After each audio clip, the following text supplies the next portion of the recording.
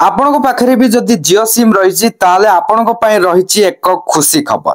सस्ता recharge plan एवं high speed internet सहित यूजर को बांधि रखिबारे सफल होईची रिलायंस जियो।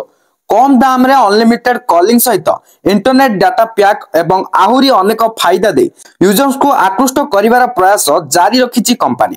बर्तमान जियो आउ एक सस्ता एवं दमदार प्लान लॉन्च करिछि। हेले कोन रहिछि सेही प्लान टी निहाती डिटेल्स जानिबा हेले ताहा पूर्वरु वीडियो को गटे लाइक करंतु, चैनल को नुआ आस्थिले एबे चैनल को सब्सक्राइब करी बेल आइकन को प्रेस करी ऑल रे क्लिक कर रखिबा को जमार भी भूलंतु नै।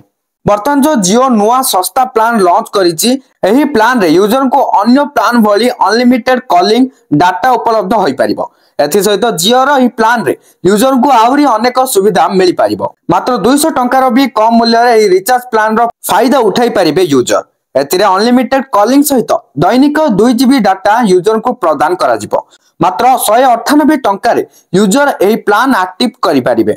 एथिरे यूजर को दैनिक 2 जीबी डाटा एवं प्लान रे मोट 28 जीबी डाटा मिली परिबो। सेहिपरि जे कोनसी नेटवर्क को अनलिमिटेड कॉल करि परिबे यूजर। एथिरे यूजर लोकल एवं एसटीडी कॉल करि परिबे।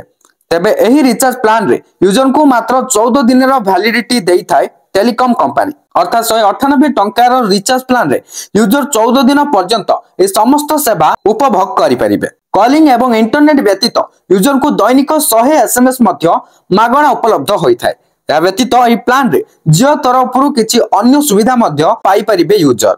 एथिरे जियो टीवी, जियो क्लाउड एवं जियो सिनेमा आदि प्लेटफॉर्म यूजर व्यवहार करि परिबे। तबे माई जियो ऐप एवं जियो पोर्टल रे कंपनी रो ई सस्ता रिचार्ज प्लान उपलब्ध रहिछि। ए प्लान रिचार्ज करी कम मूल्य रे समस्त सुविधा उपभोग करि परिबे यूजर। बर्तमान जहाँ भी किछि नुआ अपडेट आस्तिला आपण तो जानि सारलेनी। वीडियो टी को शेयर करी समस्तक पाखरे ई अपडेट टी को पहुंचै दियंतु। Thank you for watching.